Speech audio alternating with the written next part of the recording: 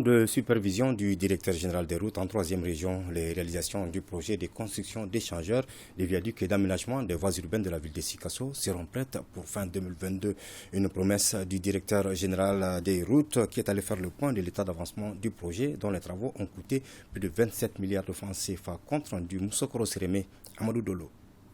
Depuis janvier 2020, Sikasso est en plein chantier de réalisation en infrastructure routière dans la perspective d'améliorer la mobilité urbaine dans une région de plus en plus croissante en termes de population. Des travaux qui concernent la construction d'un viaduc et d'un échangeur de type trompette en 2x2 voies, ainsi que l'aménagement des 10 km de voies urbaines.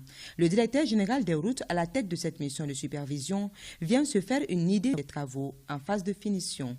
De façon générale, la qualité des travaux est satisfaisante.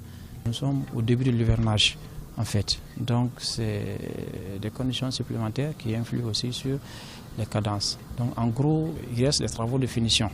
Ces travaux de finition portent essentiellement sur quelques zones à revêtir encore, quelques travaux d'assainissement qui restent et surtout les équipements.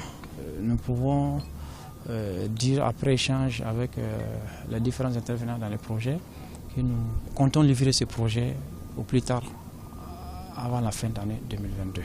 Et du côté de l'entreprise exécutante 100% malienne, toutes les dispositions sont prises pour terminer à temps les travaux, malgré quelques contraintes rencontrées ça et là.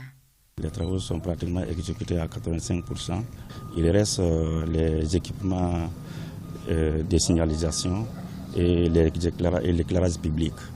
Donc c'est des équipements qui sont en commande et pratiquement l'essentiel des commandes sont déjà arrivées à Bamako.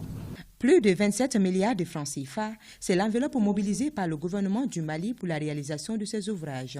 Un projet routier qui s'inscrit dans le cadre du plan d'action 2015-2019 de la politique nationale du département des transports, des infrastructures et du désenclavement.